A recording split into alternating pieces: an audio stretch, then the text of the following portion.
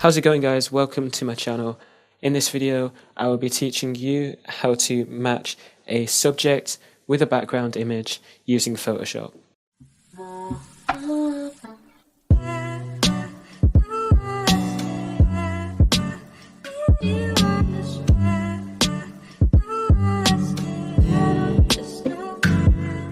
So the reason that I'm making this video is because it's such an important skill to learn when composing images, because if it's not done correctly then your image will look fake, which is obviously not what you want when you're blending two images together. But there isn't like one simple way to blend every single image in the world, because every image is different. They have different colors, lighting, luminosity, and each background will be different, so each image that you compose needs to be approached in a different way. So that's why for this video I will be focusing on monochromatic backgrounds, backgrounds like black and white backgrounds with the same colors, stuff like that. I might follow this video up with another video teaching you how to approach an image if it's with a different background type, like a colored background, but that's obviously more difficult. So this time the video will be with a monochrome background and a subject that's in color. So I'll be using two images in this video for the tutorial. The first one is obviously the background image, which is like a black and white wall sort of thing, I guess. And then the second image is the subject image. So I'll leave the link for these two images in the description so you guys can download the image, practice with them if you want. So yeah, so the first thing you want to do once you've downloaded the images is you want to drag and drop them into Photoshop. So if you select them both and then just drag them into Photoshop like that, then they'll open as two separate files and you'll be able to work with them.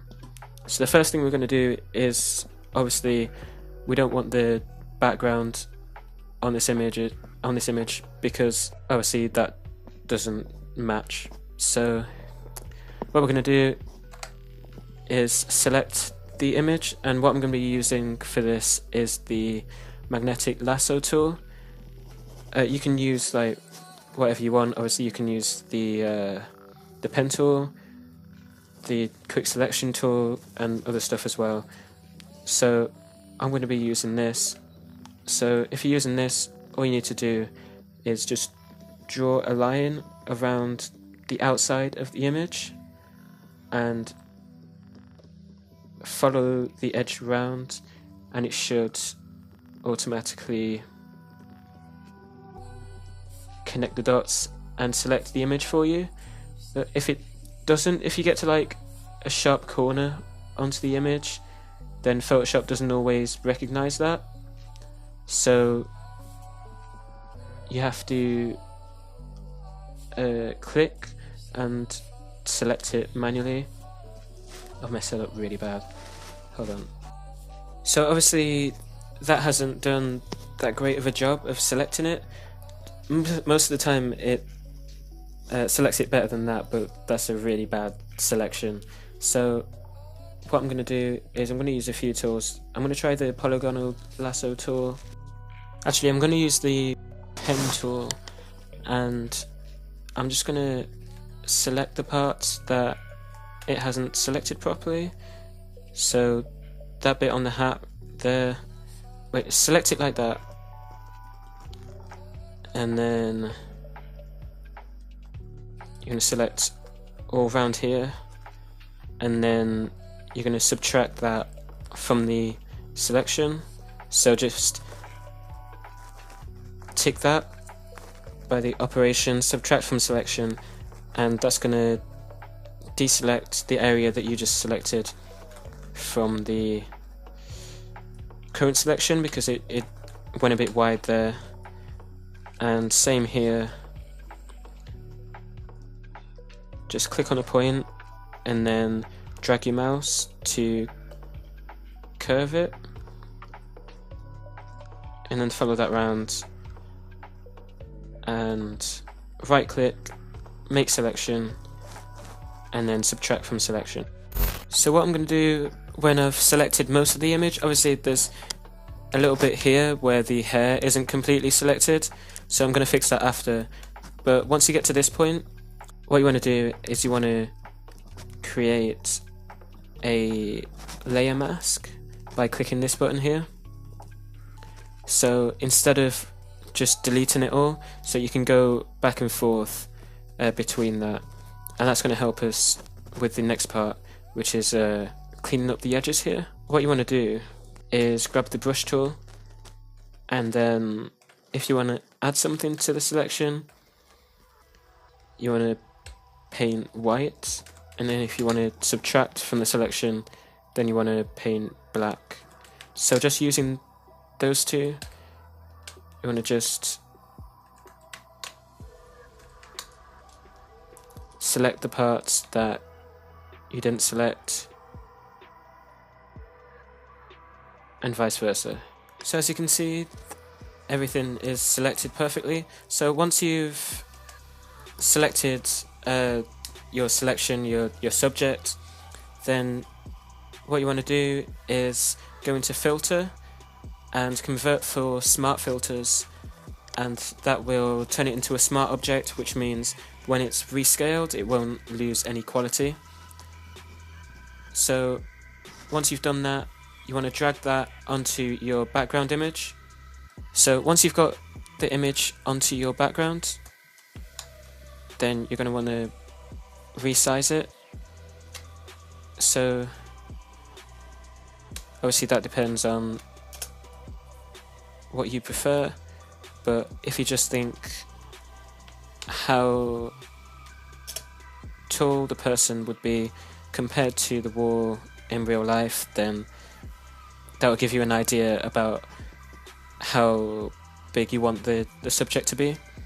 So I think that's fine, and then I'm going to press C to crop the image, and I'm just going to pull in the sides a bit like that so that she's in the middle of the image, and then pull that down a bit so it's like that. Actually, I'm gonna make it a bit wider, so I'm gonna pull these sides out a little bit. Hold on, undo it, and then I'll do it again. As you can see, you can tell that doesn't look right. The subject isn't matched to the background, which is completely different color to the background. There's no shadows, there's no lighting, so we're going to fix all of that. So in order to match the colors of the subject to the background, I need to make sure that the subject is made up of the same colors as the background, if that makes sense. So the background is obviously made up of different shades of grey and black, so if I make the subject the same shades as the background, then it will be matched. So to do that, I'm going to use a gradient map. So if you go here and select gradient map, then obviously that's not what we want, but we'll change the colors and everything so that it will be what we want. So if you click this icon here, then that's going to create a clipping mask. So the gradient map will only apply to the image below it, so that's the subject in our case. So I'm gonna hide that for a second. So we want to select the darkest point and the lightest point of the background, so then we can match those shadows and highlights to the actual image. So in order to do that, press I to get the eyedropper tool, and also make a levels layer. So if you just grab this here and then pull that down, no, make sure that the levels layer is above the background and doesn't have a clipping mask on it, otherwise it will only apply to the subject, and that's not what we want. We want to select the darkest and lightest parts of the background image, so make sure it's above the background image. So what you want to do is you want to drag this down, and it's going to leave only the lightest parts of the image. So if you just zoom in and take the eyedropper tool, then this will be the lightest point of the image. So what you want to do is press Shift and then mark that with the eyedropper tool. I don't think I've got that right. About there. That will be the lightest part of the image. So then if you do the other way around and drag this up, just zoom out, make sure that is the darkest part of the image. So just press Shift and mark that with the eyedropper tool. So we've got marked the lightest and the darkest part of the background. So we can delete that levels layer and then go back into the gradient map, which is here. So you want to double click on the icon there, not the layer mask, and then click on that slider, go into the gradient editor, and you want this to be the darkest part of the image. So select that. Wait, make sure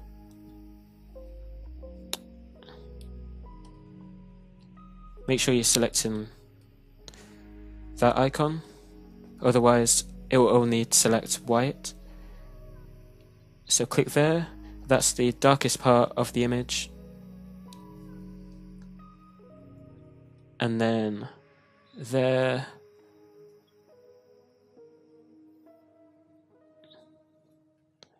that is the lightest part of the image. And I'm just going to go into the brightness, which is there, and just drag that up a little bit, and then go into the brightness here as well, because that's full black and I don't want that. So just drag it up a little bit,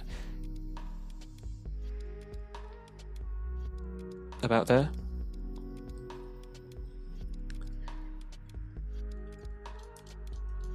So as you can see, the subject is now the same colors as the background, but it's lacking depth. So in order to fix that, you want to go back into the gradient map, and if you click on one of these colors here, then that comes up, which is the balance point.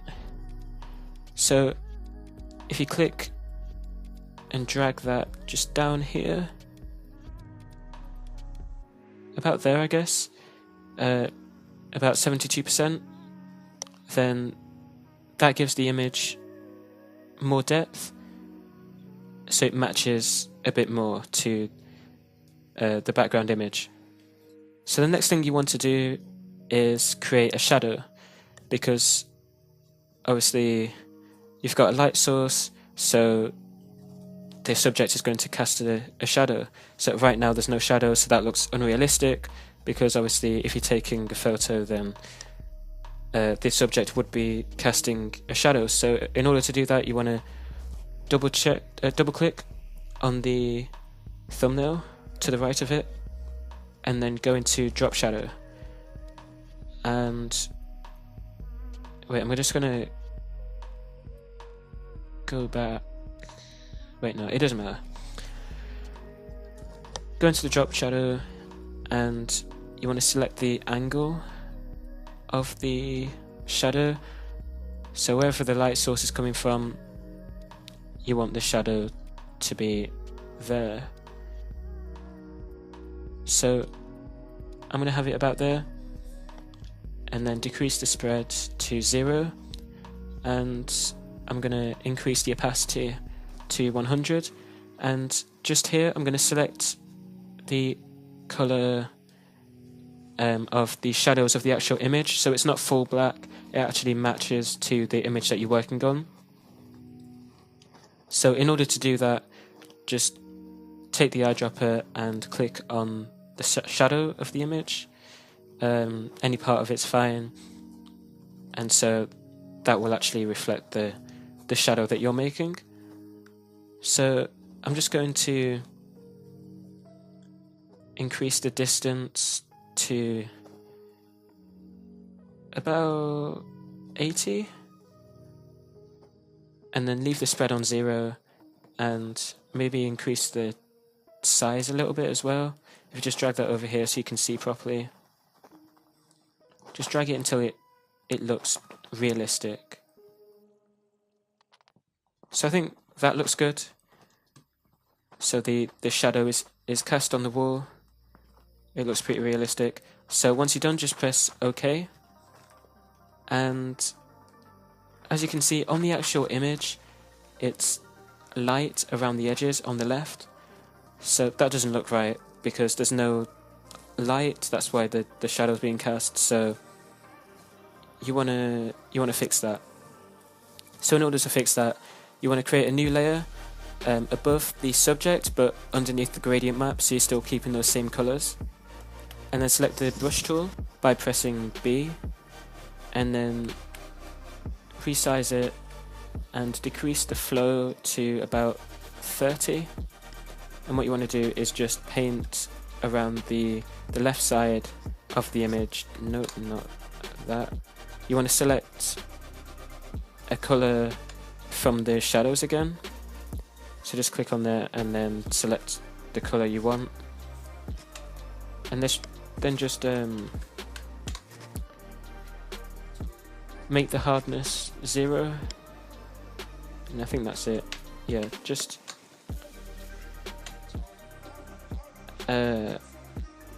go into the blending options as well, and you want to go into soft light instead of normal, because normal looks a bit harsh. So you just want to paint around the left side of the image so it just looks a bit darker, more realistic.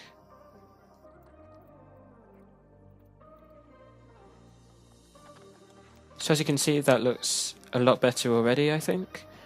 So one more thing as well, you want to create another layer above that but below the gradient map again, and increase the flow to about 70, 75, and just go over the very edges so that it's dark instead of white.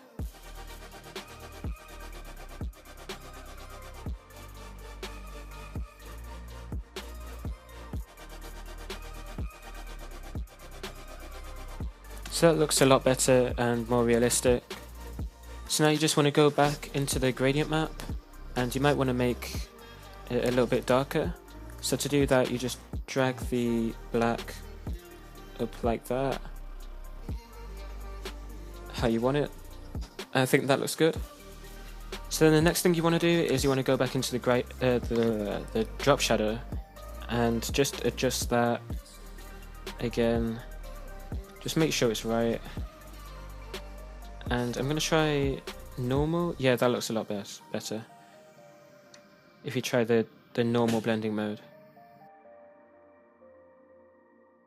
And when you're done, just press OK. And now just to increase the contrast and lighting and stuff, I'm just going to add a curves layer. Just like that.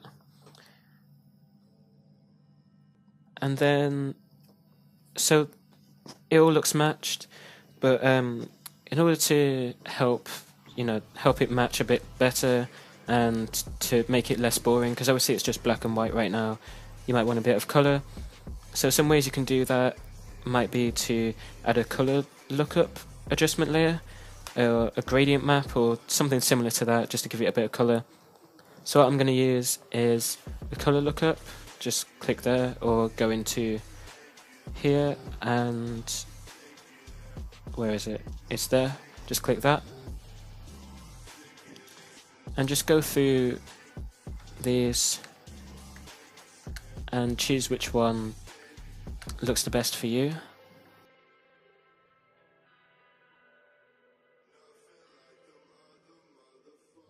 And I like that, and I've never used it before, so I'm going to just choose that, click the X there, and then if you want you can decrease the opacity so it looks better. And then that's it. So if we just deselect all of these, that was what we started with, and then if we add them again, that's what we've ended up with. So it looks a lot more suited to the background, and it actually looks like it's supposed to be there instead of just being placed onto a random image. So that is how you match a subject with a monotone background in Photoshop.